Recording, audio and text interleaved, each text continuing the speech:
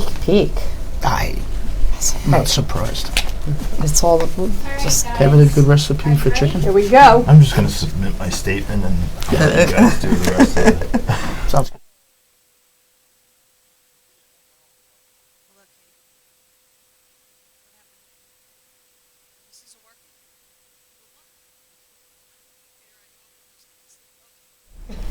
Hello, everybody.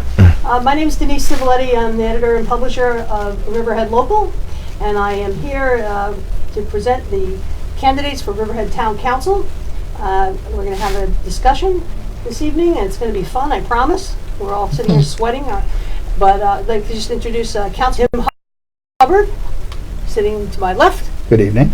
and Patricia Snyder, Pat Snyder, Frank Bayrod, Diane Tucci, and William Van Hillman. Good evening. So we're going to have a kind of a freewheeling discussion of some issues of importance. We've taken some questions from readers online and through email, and we're just going to get right to it. No Okay, opening great. statements or anything like that. We're not timing anybody. It's just going to be conversation. If anybody hogs the stage, we'll let them know. And I'm not looking at you for a reason, Bill. So I know. I'll do the but first. we've been sitting here enjoying some conversation beforehand, talking about what the campaign has been like and what they've liked or disliked about. Well, nobody disliked anything about campaigning. They're unanimous in their Feeling that it's been a really good experience. They've enjoyed getting out, talking to people, listening to people's concerns, and looking forward to Election Day, 1 week from tonight. We'll be downtown again, 1 week from tonight. getting the results. People are already beginning to vote. The early voting has gotten underway. So if you haven't voted yet, you have another opportunity to hear what the candidates have to say. So, Pat, I'm going to start with you. Okay. Okay. You have spent, you live downtown, and you have spent a lot of years working downtown. You've seen a lot of evolution downtown along the way, working at the East End Arts Council for so many years. You know that there are definitely parking problems downtown. And I know you've probably given this some thought. How would you solve the parking issues in downtown Riverhead? Would it be a garage, more parking areas? What do you think? What's the way to solve parking issues? Well, I believe the payment in lieu of parking is a good strategy for developers. I think that's important. We can have a bank of money that will eventually be used for a parking garage, because as we know, the project at McDermott is not going to accommodate all the residents there. I mean, I have this vision of this poor pregnant woman with a baby on her hip and her groceries on the other side, and it's raining, and park 2 blocks away. I mean, I can relate to how that would feel. So we obviously have to have parking, and it's got to be required for development. That should be part of a development plan. Definitely. In the parking district, even. Yeah. Okay. Yeah. And where do you think a garage would best be located? Well, it seems to Any me on the north side of Main Street, in that parking area. I know there's been discussions about developing a parking garage that has facilities underneath where the owner, if it's a leased space or whatever, could actually make some money off of it. If I could just Absolutely. interject, one of the things that I've been thinking about for parking is that one of the things I see in other towns is resident parking, giving preferential treatment to the residents that live in the town, meaning closer to the business district and closer to the areas that are more frequented. Parking's a good problem sometimes, but I think that the people who live in the town probably should have the preferential areas to park in, since we're the ones that are going to be using them more often than not. So I think the committee does a good job too. The parking district committee, they've been thinking of good ideas, outside the box kind of things. I was going to turn to Tim next, Yeah. because you've been the liaison to the Parking District Advisory Committee Correct. for a couple of years, right? Yes. If not all 4 Yes. years of your term. I was looking back at some of the things that we wrote about, and you know, we had the Parking District Advisory Committee in 2013 put forward a plan to add 60 spaces downtown. I think that was originated with Marty Sandlewski at the time, right? Correct. He was on the advisory committee. And then there was a proposal to require developers to provide off-street parking for apartments, and there was a public hearing on that in March 2018.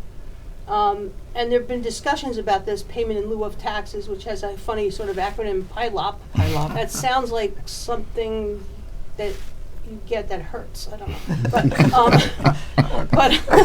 So where does all that stand? I mean, I know you've been involved in this, and we're not necessarily all up to speed on the Right. details. The most recent thing we did, as a matter of fact, this afternoon we were working on it, is the parking study. We got a grant, and we had an agency out of Chicago send their people out here, walk the streets, count the stalls, take pictures, do it at different times of the day, do it at different days of the week. And they've developed a plan that they sent back to us, and we've sent it back to them, and they've sent it back to us, and we've gone back and forth a few times. Because although they can tell you how it has to be done by the book doesn't always work in certain circumstances where we, the board and the parking district, we're more familiar with the actual parking issues and the parking problems. So right now what it looks like is the First Street parking lot, we're going to entertain the curb cuts that are in there. And by removing the curb cuts and restriping the parking lot. You mean like those islands? Yes, the islands that are in there. We're going to gain up to 7 spaces. So that's a good number. We also have changed the amount of time or the time limits on the parking areas. What was happening a lot of times is the workers would come in that work in the restaurants and work in the businesses and park either right on Main Street or in the closest spots because they're coming first thing in the morning.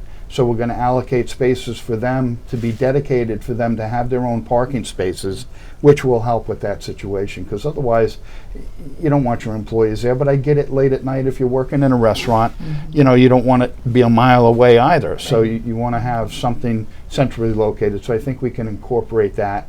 The rest of it's going to be time limited from 15-minute parking to 2-hour parking to 3-hour parking, and unlimited time on parking. Obviously, the unlimited time on parking stalls will be a little bit further away. Your timed ones will be closer. And that's kind of it in a nutshell.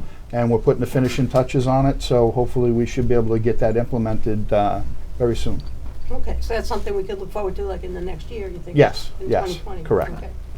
Okay.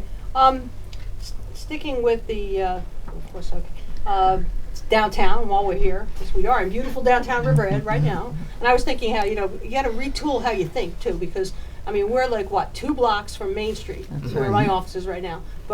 And there's parking right next to this building, big parking lot that's totally unutilized at night, and it's not a far walk. But how many people are going to park here and walk downtown to go to a restaurant? Right. I was Change gonna ask you, parking would you- habits. You know, Would you park here and Yeah. walk to the rendezvous? the At night? rendezvous. Not even in the day. That's I mean, part of it. I'd walk to Diggers from here, like Yeah. I, you know. Sure, understood, I've understood. walked to Sonny's from here, you know.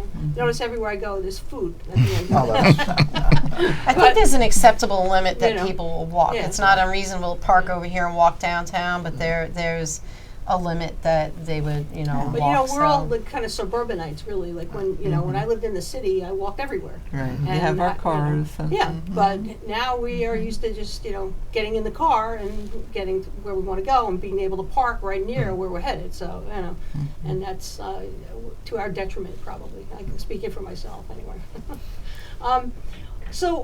There's been a great deal of, we've all heard backlash from people about the tall buildings downtown. And, you know, a lot of people have very strong opinions on that.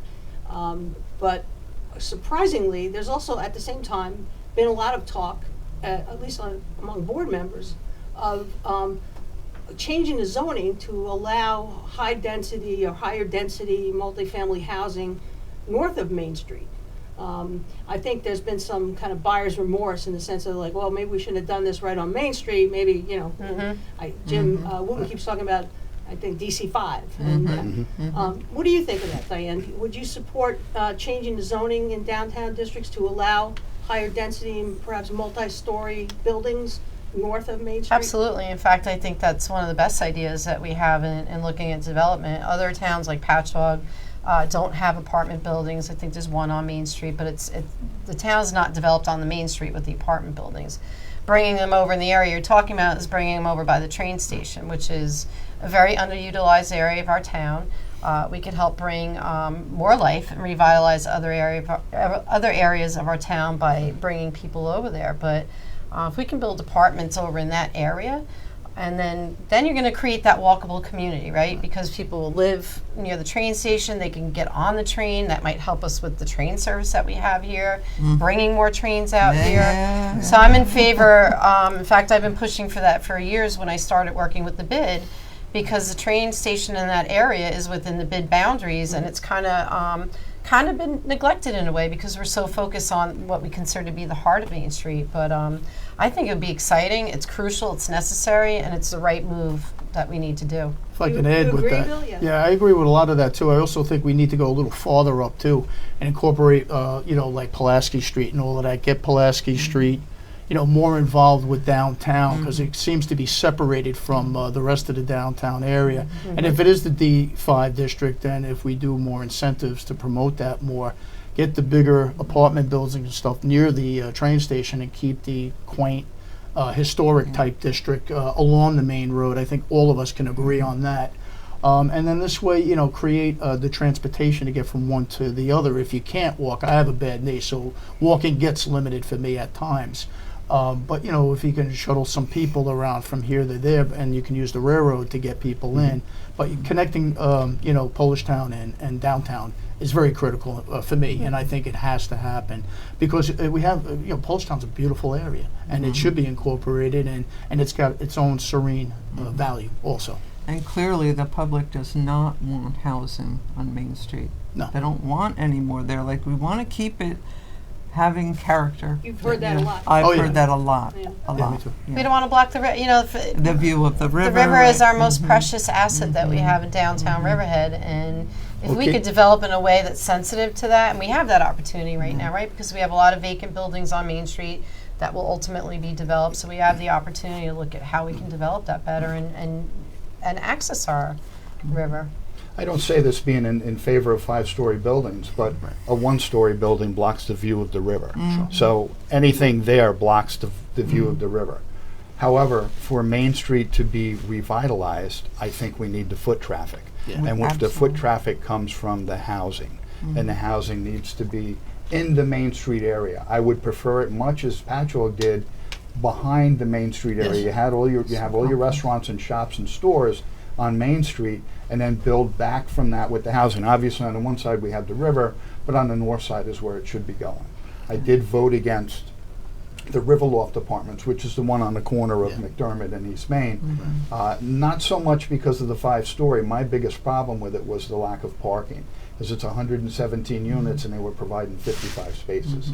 And to me, that's an issue, because there's not a lot of immediate parking right there. And you mentioned before a lady carrying a baby. One thing they did address with that, and I thought this was a good thing, is they have a pull-in area. So if you have gone shopping, you're going to be able to go down McDermott Street, pull into an area, and then there's going to be somebody at the door, like a doorman at the door 24 hours a day. They will have a room where they have baskets set up so you can put your groceries in, That's good. wheel them up to your room, or get in the elevator, whatever the case may be, and put your groceries away, come back down, get in your car, and then go park it. So that's one thing they thought about to help alleviate that problem. Well, one thing, if I could chime in, that's different. Patchogue, I grew up in Patchogue, but we have the river, and that area is so different than Patchogue. But I think some of the stuff that Patchogue has done, they have become one of the nation's best places to live. Yeah, top 100. Paul Pontieri, who I went to school with the Pontieri family, they're done a great job. But I think we can, we don't have to reinvent the wheel because they got things working. And if we duplicate and communicate and create a unity there, I think we can really help us out and save a lot of, legwork because it's already established. Why reinvent the wheel? I would just like to say something. I alluded to this at the prior debate that we have to have, the investors in this town have to have confidence in what they're buying. Asking people to spend $10 million on a piece of property and then not being sure what they're going to be able to do with it has been a problem for years. Not to say that the community shouldn't have input into what their downtown looks like, no doubt about it. But I think we need to find a balance between what the investor needs as an opportunity and what the community wants to be reflective of their downtown. We also have to just make sure that the impacts or the overcosts that aren't, taken care of correctly don't fall on the taxpayer. That's where the balance really has to come from, because the additional taxes can't go on the taxpayer. If But if we it's an continually invest all of it. change the rules, we're gonna just keep seeing open storefronts, and nobody's gonna really have the confidence to invest downtown. So we really have to find a middle ground. Being somebody who has property in the agricultural district, the residential district, and the industrial district in this town, you always have to remember that, because people are putting their hard-earned money down for an opportunity to do something that they've thought of, that they've created in their mind. So just all I'm saying is balance. Well, when the community adopts zoning, and Right, sets that's rules in exactly. place, that you're supposed to be able to rely on those rules in Right. making an investment and deciding what to do. with Yes. it, you know. Well, that's really what you Yeah. did with the comprehensive plan from Yeah. 2003. That's right. That's why Right. Riverloft is there. That's right. Now, that's why we're talking about breaking this down and doing it over again, because times have changed. Our town has grown tremendously, so there's a big need to redo the comprehensive plan, and that certainly is going to want to be the first areas that we address will be downtown, without a doubt. And I think that's the important part of it. You had a master plan that was developed with an idea in place, really addressing a lot of different things in Riverhead. And I think we've come to a screeching halt, saying, "Wait a minute, even though that's the vision that was in there and what's allowed, it's not working with what we want." The zoning right now allows for 100% build out, 60 feet high, no setbacks, and no give backs to the community for like any compromise on that. And we all agree that it's got to change. It should be done through zoning, and it should be predictable, where people are not questioning it. But we're at a time right now where we're all saying we have to look at it and figure out what the community wants, and then that will help the developers understand and be able to develop quicker. So the town's got two things going on right now with zoning, right? So one is they're approaching downtown first, right, with this pattern book project. And I know, Tim, you voted against that. You didn't think that it was a good idea to do that. And then the second leg is an overall comprehensive plan update. Right. That the town voted, I think, to appoint a higher planning consultant Yes. to do that already. Yes. So, you want to talk about the pattern book? Because I went and read what they did in Hampton Bays, and because I had never honestly heard of that before. Right. They came and spoke about a pattern book here. What were your thoughts on that? Well, the reason I voted against it is, number one, it's $174,000, and to me that's a lot of money, and I don't call it a pattern book, I call it a coloring book. Because really that's what it is. It's just going to be pictures of buildings in different shapes, sizes, and colors. There is more to it than that. I kind of say that tongue in cheek. But my biggest concern is, why are we doing a pattern book when we're going to end up changing the zoning anyway? The zoning should have been changed first. If the zoning was changed first and we came to agreement on what downtown should be, should have, and should be allowed to do, then if you want to look at a pattern book, then you can shape and mold what's coming in. But without the zoning in place, it's like the cart before the horse. Just makes no sense to me. What do you think about that, Pat? You were reacting. Yeah, well, body language. it's far from a coloring book, for one thing. I mean, it's a plan that's done by architects all over the world, and it needs to be done because we're not talking necessarily about zoning. Yes, we need the zoning change, but the look of the community, and not just the look of the buildings, but we're talking about the walkability of it, the lighting, the services, the dumpsters, whatever it is that needs to be in place. It's not just how the front of a building looks, it's a lot more than that. And that would not be addressed in zoning. I think we also need more signage down in the main street where the parking areas are, and better crosswalks that are safer. Patchogue has them when they're actually illuminated at night because there's a lot of foot traffic and safety becomes a very big concern. And Does that the is town get a very grant much a Yes. part for of the Yes. wayfaring signs? The wayfaring signs are on Good. their way. Yeah. All right, good. Yeah, the We have illuminated that lights I brought up also Yeah. a couple of times, but they have them in other communities all over the country. And as soon as a pedestrian crosses a certain sensitive area, they're illuminated, and it's really wonderful. Yeah. And downtown is aching for something like that. And if we could get some grant money or something to find an opportunity to bring that, that'd be wonderful. Which I also- ties into, I'm sorry, which Okay. ties into safety. Yeah. And I just was talking to someone today who said, and this was a large man who said, I'm not comfortable walking down that alleyway across town at night. And I was just like, okay, well, that indicates the need for lighting, adjusted lighting, to address the safety issue or the perception of safety issues. Well, while on safety, if I could add too, also in the road, if you mounded road areas and high traffic areas, that also creates the cause to slow down because you can't really speed over them either, especially along where our churches and stuff are too. So, again, tying that up into Polish Town, not just along the actual main road, would be a very good idea for safety on that. Could I speak back on the pattern book? Because Pat and I both sit on the Downtown Revitalization Committee, where we spent probably about a year in meetings, listening to planning, people who have experts in planning and zoning. We were there when the idea got put forth. I was a fan for it from the beginning. I saw samples of pattern books, and to me, I'm a visual person. And what the pattern book is going to do, it's going to take, we have BOA studies, we have the master plan, we have all these different zoning plans that we have in place. But what this is going to do is give us a visual to be able to see what these documents look like in a book. It's going to have the community input for what the community would like to see downtown. So, I mean, it's the town board passed it, it's approved, it's a project that's in the works. So we need to take advantage of that, and it's the community's opportunity to get out and have their voice heard about what they want to see downtown. And to me, it's a win-win situation, because on the other hand, again, talking about the developers, when they buy a piece of property, what's happening now, because of all the conversations, they're like, we don't really know what we could do with this building. The longer a developer has to sit on a piece of property, the more money it costs them. So by having the pattern book, which I call a vision book, if you will, it visualizes what we all kind of come to agreement on what our downtown could look like. It takes into combination the flooding that we have downtown, parking.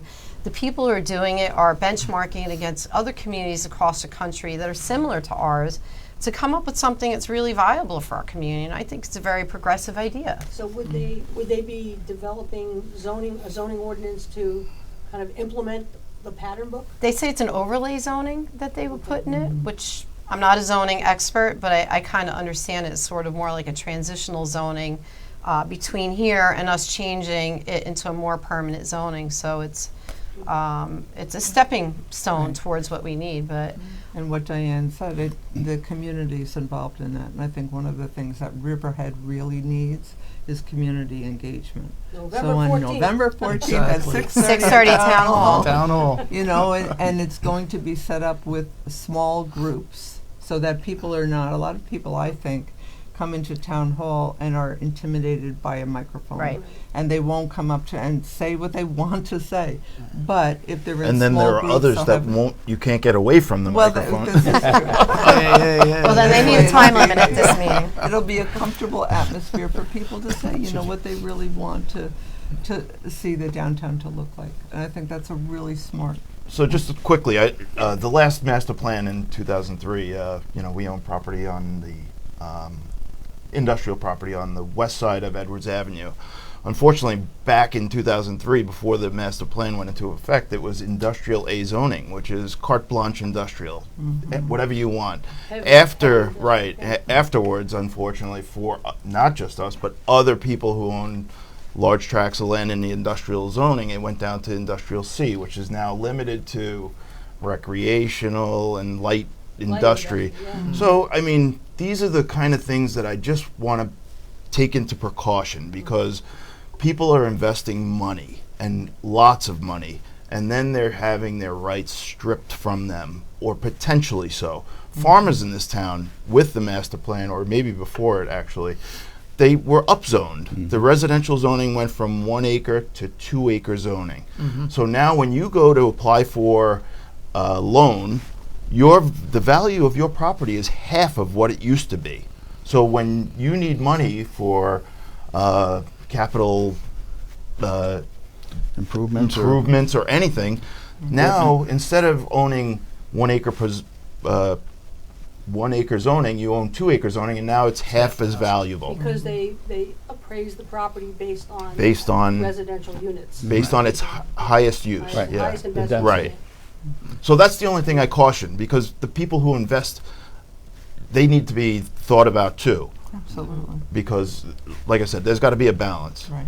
And If the I c- farmers need to be If I thought can add about. too, going back to the cautionary with the 2003 master plan, they also didn't actually implement all the TDR sending areas, from that place, and it affects Jamesport in areas a lot, like along Peconic Bay Boulevard, where there's housing developments already up, and it's a shame that that wasn't finished or implemented, where the town could have used it as an incentive to preserve a chunk of that land, or whatever For the case cluster might be, zoning or- and done a cluster zoning, exactly. Well, when So- they did that with the comprehensive plan, they set up the sending and the receiving areas. Right, but they're And in maxed. 2003, Yeah. based on what they thought they were going to be able to sell and preserve, I think it probably fit the mold at the time. But Yeah. again, that's why we Not now. need to Yeah. redo the comprehensive plan. And But we're getting I on, would've rather have protecting and taken that technicalities, not throw the 174. TDRs in there. I would have rather taken that $174,000 and put it towards the master plan, which is going to be $600,000, and the zoning's still got to be changed. So to me, it just didn't make any sense. And the idea of creating additional receiving areas is something that the TDR committee Yes. has been, looking for, and it's been, the hang-up has been money for, Correct. doing the environmental quality review, Mhm. to be able to implement new Secret, yeah. legislation. Yeah, Right. secret We rules. were working very diligently. We had a good group of people, the Peconic Land Trust, and of course Richard Wines was Yeah. the chair, and he's always dependable in his abilities. But we also had the Farm Bureau, we had the Long Island Builders Institute, we had a lot of very smart people coming together to try to find solutions to this, and it's sort of disheartening that it was sort of abandoned in favor of the pattern book. Right. And listen, that's somebody's dream, and that's fine. But we really had some bright ideas coming through the pike. We were talking about creating TDRs that when you're building a restaurant downtown as of right, and you wanted to have, let's just say, a drive-through, and it wasn't as of right, and you needed a special permit, that maybe you would buy preservation credits for that. There are certain instances it just makes perfect sense for, and it doesn't cost the taxpayers any money. So it's something that I really still feel passionate about, and I really want to continue doing. We had a great committee there, and I feel like we were a little overlooked, but hopefully we'll be able to get back and continue in that effort. Because let me tell you, I quoted in the last debate that there were 4,000 acres of unprotected land. Right. I went back to my notes from the TDR program. Out of 14,000 acres of farmland in this town, almost half are unprotected. 7,000, not 4,000. And you turn those into homes, and you think your school districts are crowded now? Forget it. Well, that's what I was trying to get to with the TDRs. We have to definitely work with those, no doubt. And I also think the Landmark Commission should stay the way it is with Richard Wines. They do a great job. They're very talented, and they know the history of the town really well. So we're halfway through our hour. Already. It's flying. We I just have- started. I have several questions. And pizza's coming? And we only got to 2 of them so far. So let's move on to another favorite subject, and that is the Calverton Enterprise Park. Yeah. CAL, which stands for Enterprise Park at Calverton. Yes. Someone asked me that earlier today.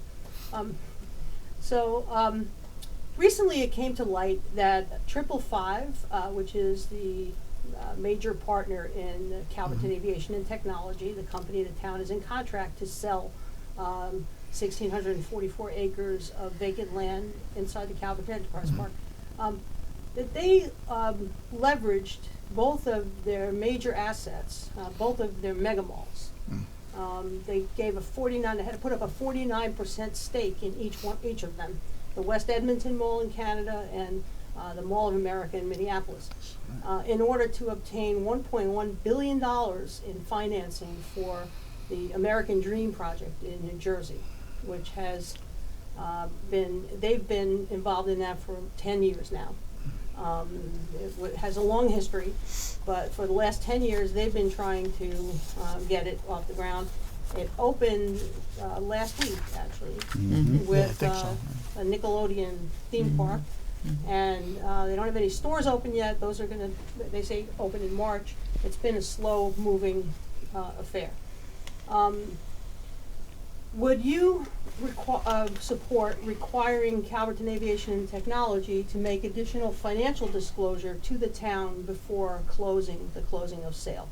Now, the town went through the qualified and eligible process and reviewed financial information, and there was, back and forth and dispute about how much financial disclosure they should be required to make, et cetera, et cetera. That was a lot of discussion earlier, I guess last year at this point. Yeah. And, is that the end of it as far as the town is concerned with financial disclosure? Is there, I guess, I would turn to you as a sitting board member, is it possible to even get more financial disclosure out of them? Should the town try to do that? I mean, Absolutely. If you go back to the October 17th work session when we met with Councilor Kent and some representatives of potential businesses coming up there, they indicated that everything was going perfectly the way they expected it to go. Should we ask for more financials? I did mention at that meeting that I would like to see some more financials. I'm not overly concerned. It's not like a must-see, I must have it before I continue on, because I'm very confident that they have more than enough money to do what they're planning to do at EPCAL. That's evident in the project in the American Dream that they just finished up. It's evident that they can get the financial resources that they need, even if it's from their own businesses. So I am completely comfortable financially they'll be able to do it, but it should be updated because it has been some time since they, at the Q&E when they presented their financials. So I would like to see a little bit more, yes. I think that the town board, it's our responsibility to work in the best interest of the town, obviously. And I have not seen from the qualified and eligible that there is enough financial information to really prove that they can do what they say they can do. And if they're leveraging money from one company to support another, I know there's things like that happen with development, but the American Dream, like you said, is not open. It's being developed for the last 10 years, and it's still not open. And we can say, as town board members, we're comfortable with a potential very long-term build-out. I don't think that's fair to the people of Riverhead. I don't personally think the qualified and eligible should ever have been adopted, ever, because the contract, there were questions on the contract that rolled right into the qualified and eligible. If you didn't have a good contract, then why are we even going One has forward? nothing to do with the other. If you understood the process, the contract itself was presented for a vote. I agree the contract was not a good contract. The 1,000 acres bothered me. I voted no on that Right. contract. But But only three way- people did, so it went to the qualified and I get- eligible no. hearing. That has nothing to do with the Well, contract. It's but proving whether the people purchasing that property are qualified and eligible to build it out. So if you understand that process, those are two completely different I votes. understand the They are process. more than qualified and eligible to build it out. They proved that. They proved that with the financials. And I would ask you, Pat, what kind of financials would you like to see from them to show us that they are, if you're concerned they're not capable, what exactly would you like Well, to see that you haven't First, I seen? would like to say that the contract had the 1,000 acres. Nobody likes the 1,000 acres. The people of Riverhead are in, and they're very outspoken about their dislike for the fact that there's 1,000 acres that the town is giving away. We get The that, but those only- people the should have been out only- in December of 2017 voicing their The only way opinion. that we could have resolved that issue with the 1,000 acres was to not agree to the qualified and eligible.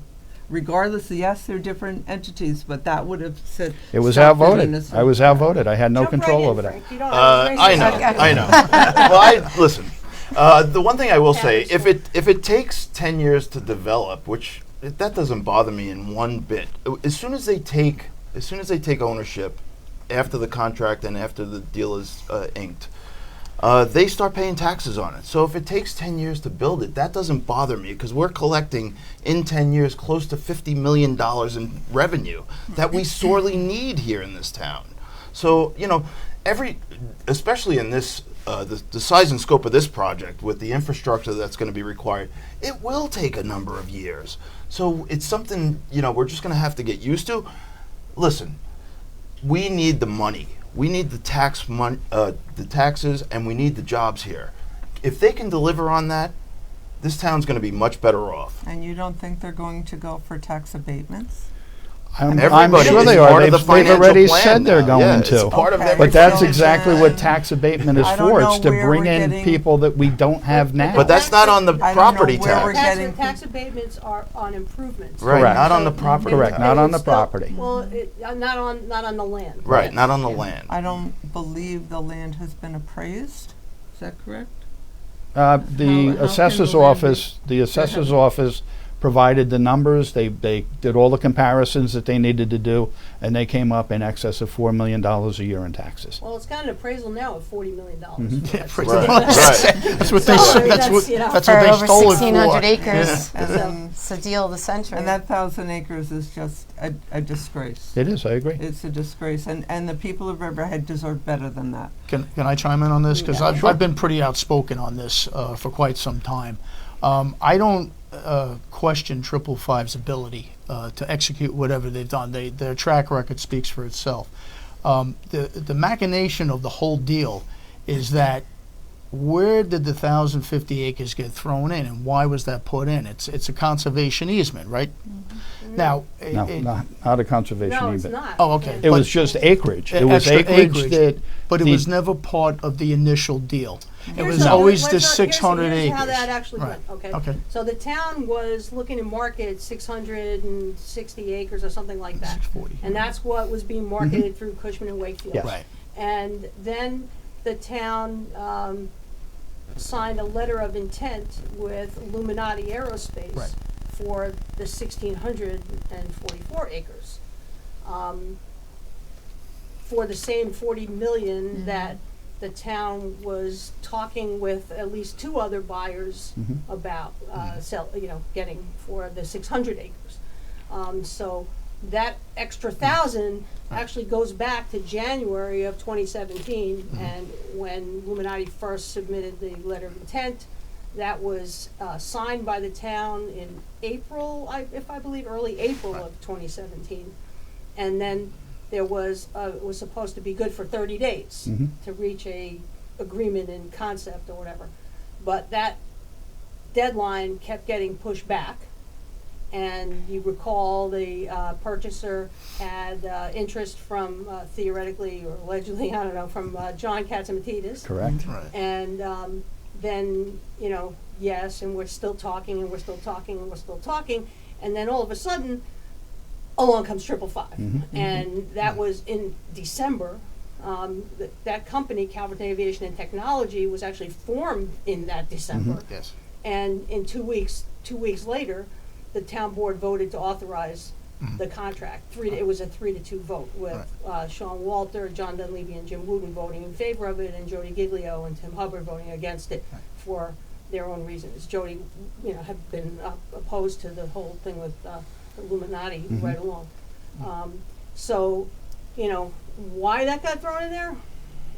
I don't have any inside information on that. I don't know if you do. But we're It just losing we're basically- losing capital on that, if I may, because there's no clawback, there's no stipend on that deal. Why are we giving the land away? It actually, as of right now, until that contract's completely signed, it still belongs to the people of Riverhead, correct? So it's all of our properties in this room, and everybody else that's watching this and might listen to it later. So it's the fiduciary responsibility of the board to get the best deal. And the 600 acres for 40, if that's the best deal, so be it.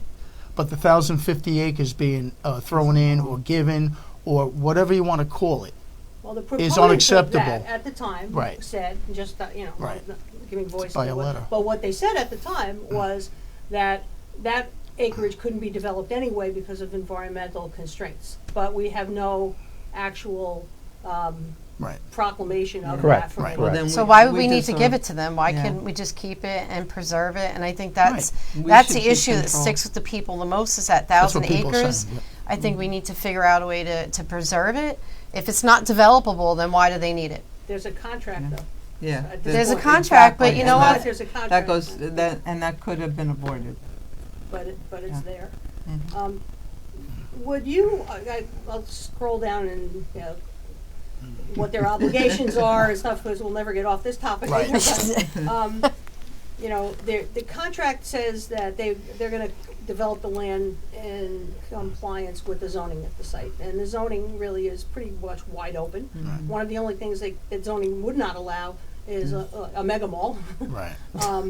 But it's a pretty much wide open proposition. It also sets no deadlines for the development. There's no restrictions on conveyances or anything like that.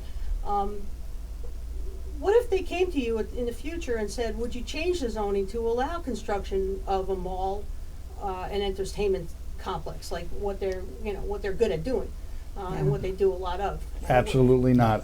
Then we would take them to court and do battle, because it's mentioned in the contract that they were going to do aviation and technology-related services.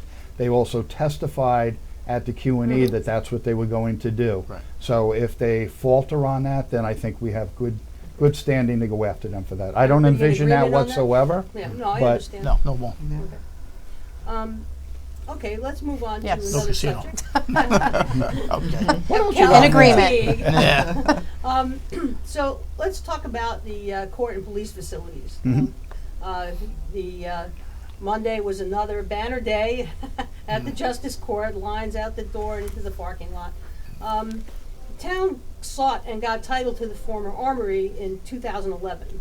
In 2013, the town board, nobody here was on the town board at that time, the town board authorized an $87,000 contract for engineers to complete a feasibility study and a plan, and that was done. Mhm. But after it was presented, the town board said, no, we're not gonna spend that kind of money.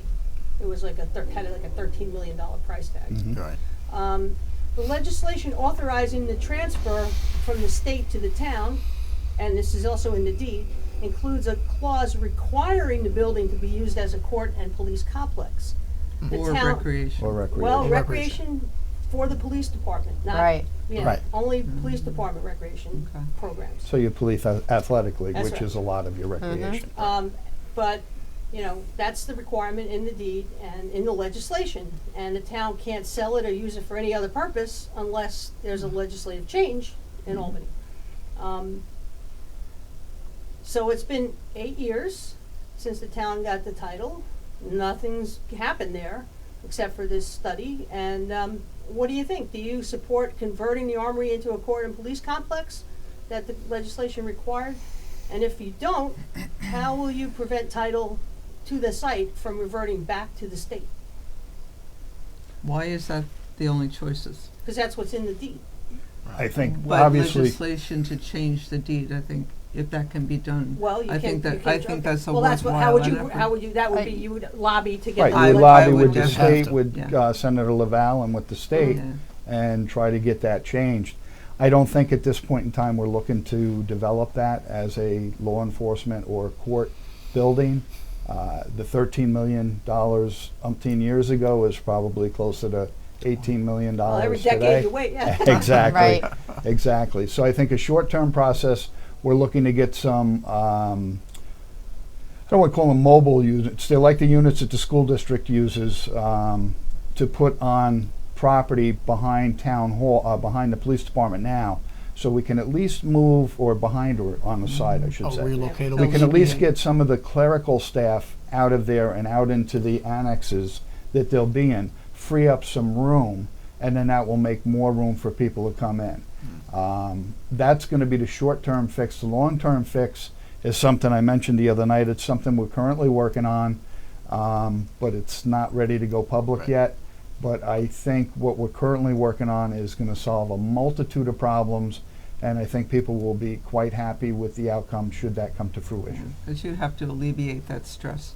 When you put people, and you said that at the debate, people that are Absolutely. under stress, you put them in close proximity and invading their personal space, you're asking for trouble. It's like You're asking matches and for trouble. gasoline. We can't have that. We have to address it. And if there is a project coming down the pike that's going to help our police force and the people that are being served by the police force, we have to do it. And as far as the armory, I mean, I think we need to do whatever we need to do to get that building usable. If we have to lobby to have the usage change of it, Yeah. I know it's filled with asbestos, and I think that's the problem. That why And it's- lead. and lead, so it's From a actually, shooting you range. know, not usable. And I know people who have expressed interest in doing project developments there. It's not usable for a YMCA, for example, because I know that that's come up.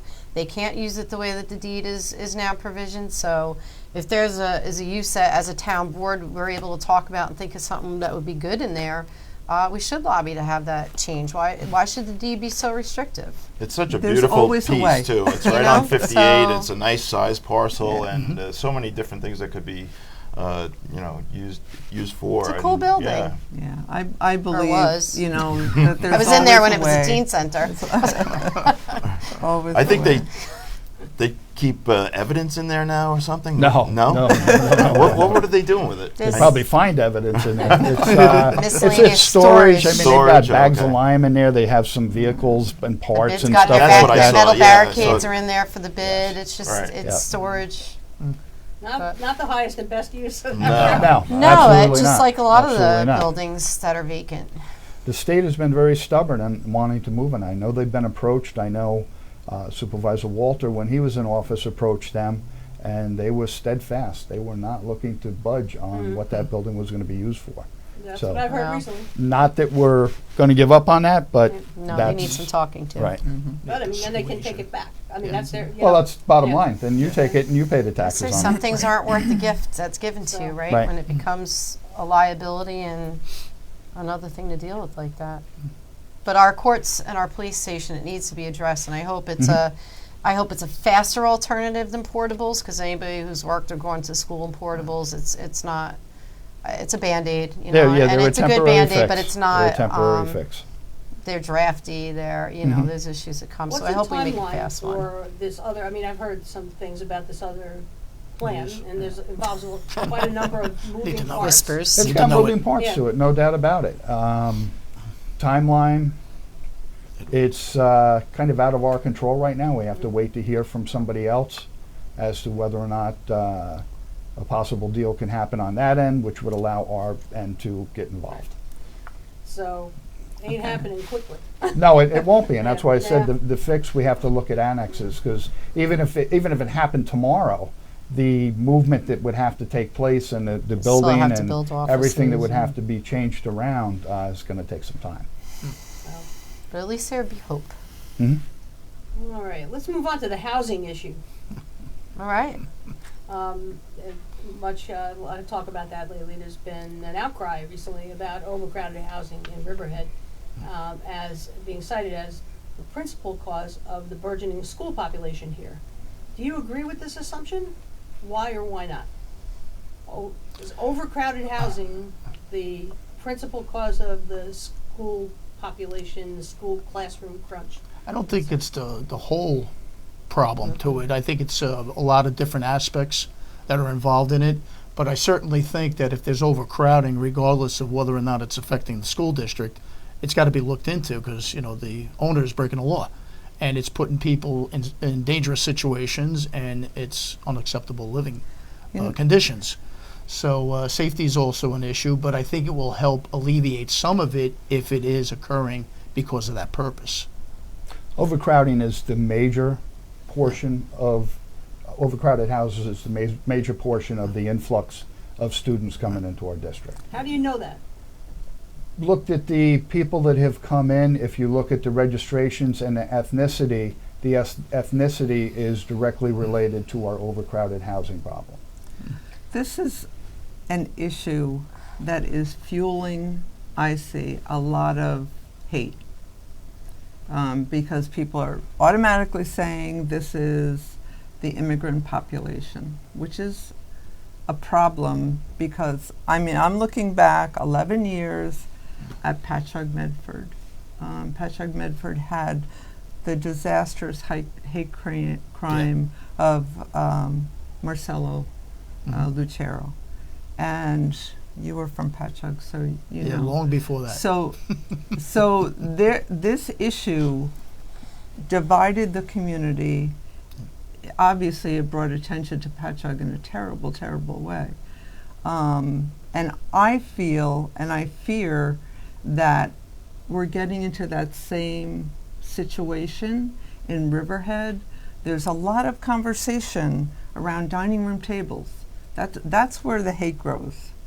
And if you think about the 7 boys that were involved with this crime that killed Marcelo, what that did to the families, those 7 families are changed forever. And if we don't start addressing, saying, and I get it, overcrowding's an issue, but it's just turning into a bias issue. I totally disagree with that. I don't know whose tables you've been sitting around, but I have not heard that. The Well, concern is the facts are the facts. The Hispanic population has grown tremendously in the town of Riverhead. The majority of the overcrowded houses that we deal with are dealing with the Hispanic community. The enrollees going into the school district are Hispanic. That's not saying we need to go out and kill people and hate people No, I'm because not of I'm what just- you're comparing it to makes no sense to the issue that's No. here. No, We there- have a problem and we need to work on There's it. yes, And there's we a do lot need more to, of a problem that you've got to understand. If we go in and we take these people out of overcrowded houses and we make them homeless, we could put them in a shelter in Comac, and we still have to send a Riverhead bus up We to still have to Comac educate to them. bring them back because Correct. Riverhead is their home district. So there's a lot more to than just going in and shutting down a house.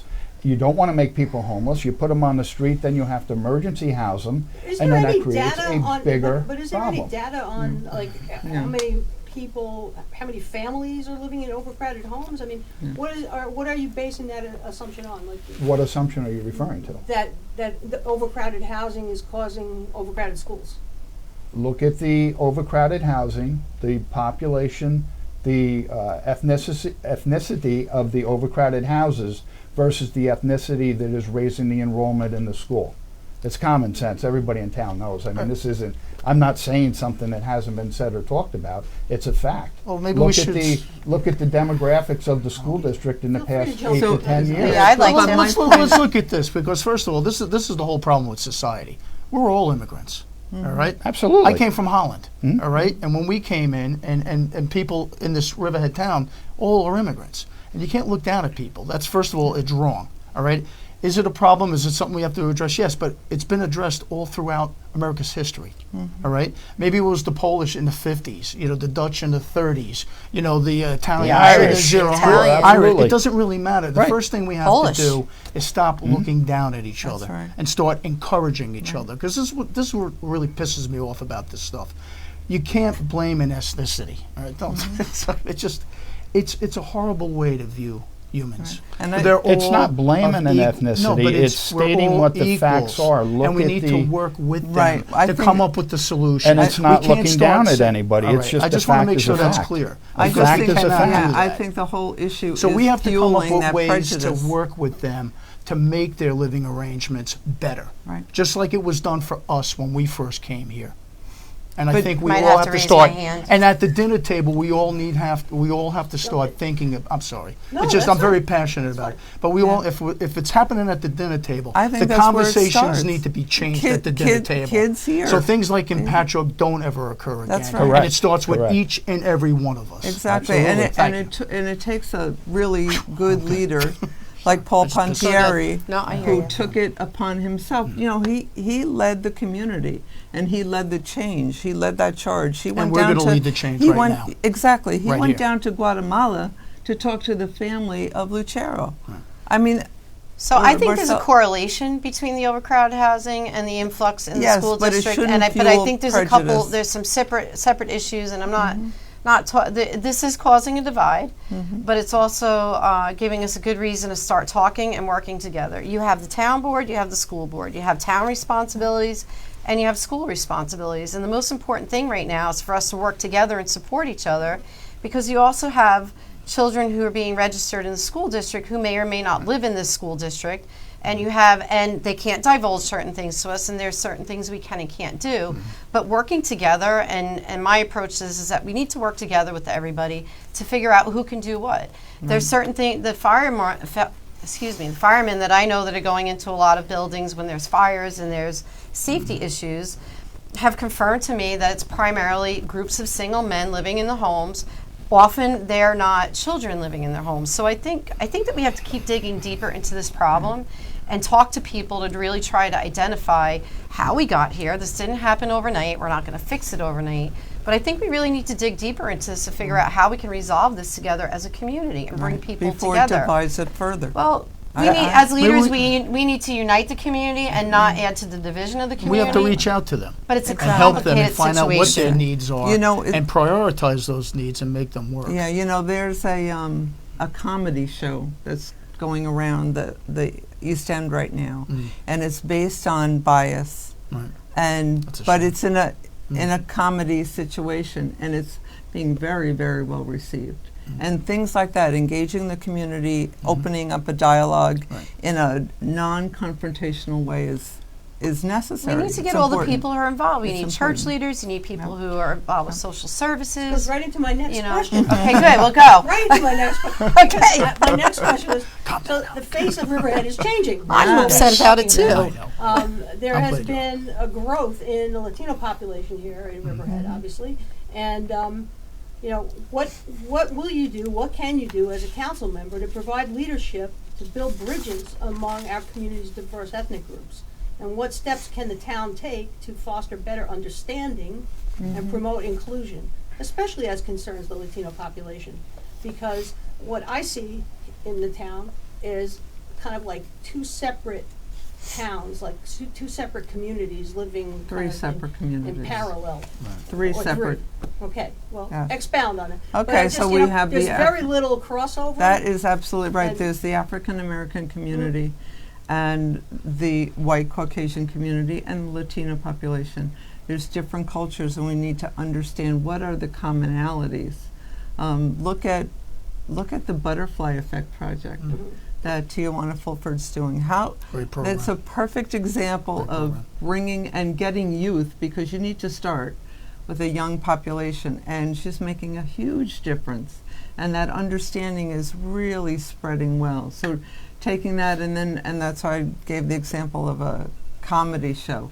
I mean, it's a way to bring people together to talk. Because if you get to a group of people, you have to be able to have dialogue in non-confrontational ways. Frank, and the you arts spoke are very obvious. eloquently. I'm sorry, Pat. That's okay. Very eloquently about this issue the other night at the News Review debate at Polish Hall. Yeah, it's something I feel very strongly about. I mean, I am friends with, I employ Hispanics, Same. and I think that the blanket racism that can occur is dangerous, and I think that what's overlooked a lot of times by some of the simple-minded people is how hardworking, how honest, how God-fearing, and family people, good family people. I grew up with a Cuban family, so from the very tender age, I was at Abuela's house, and she was teaching us Spanish, my siblings and I, before even they taught it in school anyway. But I'm very sensitive to the Hispanic community in general, only because it's the way I was brought up, and they're just great people and very smart and industrious, and I think they can be utilized better in our society, and finding a way. They're going to come up. Let's face it. They're going to come up from where all of the other cultures came up. Right. So, as a leader in our town, that's what I was getting at. Yeah. How would you build that bridge? Like, how would you bring that Inclusion. population? Inclusion. That's what it all comes down to. I mean, the Irish were considered dogs. No dogs or Irish need to come into this into All this right, I'll library. get up and leave.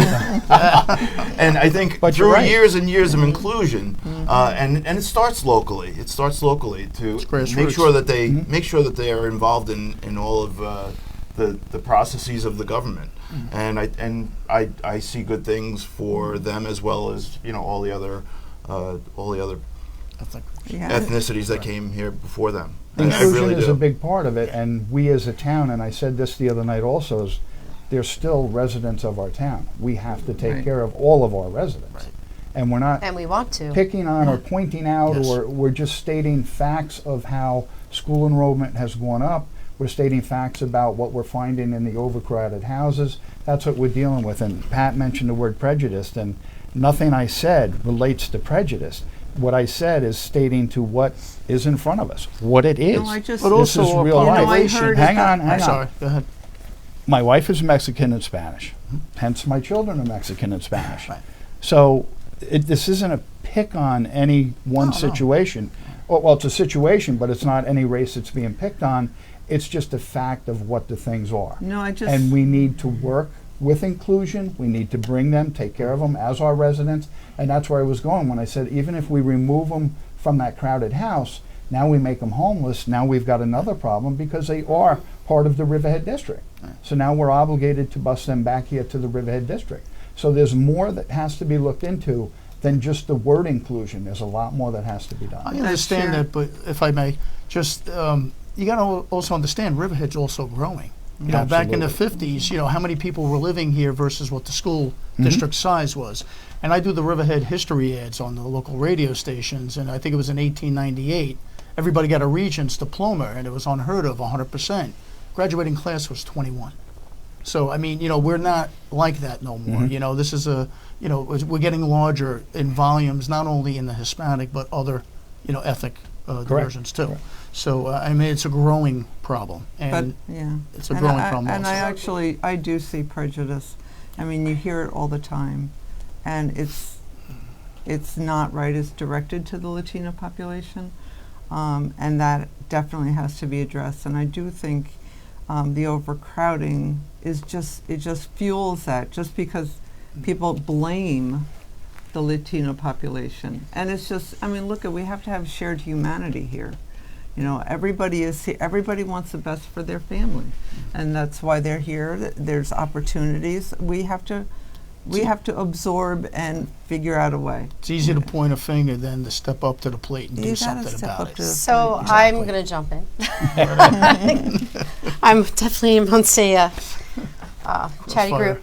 I'm going to go back to my same thing that I'm talking about with the overcrowded housing in the school district. I think we need to get people together in the community who are involved in the community. I think there's a couple things that we can do to be more inclusive. We need to speak to church leaders. There's a lot of organizations out there that are working with the Latino community. I think having conversations with them in order to find out what their challenges are, what their needs are. How do they feel about being residents in Riverhead? We're not asking that question. As a person who's planned a lot of events, I've tried to start incorporating. In fact, we had a conversation when the Friday night concert series came up, and I brought that back. And you mentioned, well, what about including in the Hispanic population? I went out to try and find, some music that would cater to those residents. Unfortunately, it was too tight of a time frame, but I was like, yeah, of course. So we need our events to be more geared towards that population. We need just things that we're doing in general to be geared towards all of our residents and inclusive. And another great suggestion that came to me, I can't take credit for the idea, was the town having a liaison to work with the Hispanic community. And I think those are things that we could do to work harder as a town and a town board to include our whole community. When I was running the Community Mosaic Street Painting Festival, it occurred to me several years in that was absolutely a mosaic of the town. Because when you go to the Street Painting Festival, there's the entire community. You look at it and you say, yep, that's Riverhead. And everybody was having a great time, having a good time together, and so it can be done, yeah. I'm very proud of the Hispanic community. When I first started going to St. John the Evangelist Church over on Roanoke, I would say that they were less than 5% of the congregation, they have to be at least 30 to 40% right now, and they include their family in these faith type things. And I think that speaks volumes for what we can expect from them going forward. These are people that really have a lot going on. They're going to be a force to be reckoned with it when they get their opportunity, and they're already showing it. They're showing that they want to be a part of this community. And that's all I need to see, and I think that's all anybody wants to see, is that you want to be here as well. That's right.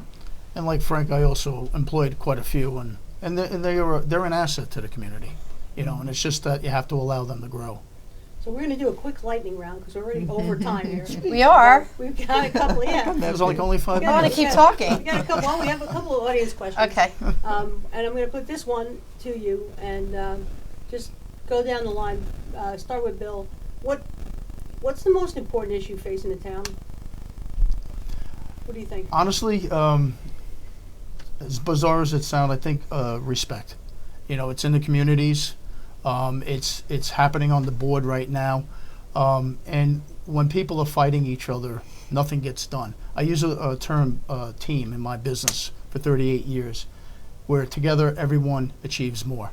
And I think unities have to be created at our level first, so then we can actually approach problems and solve them, instead of fighting and not even working on the problems. And I think that would be the most important thing, and something I would like to see done quickly. That's the fastest answer you'll ever get out of me.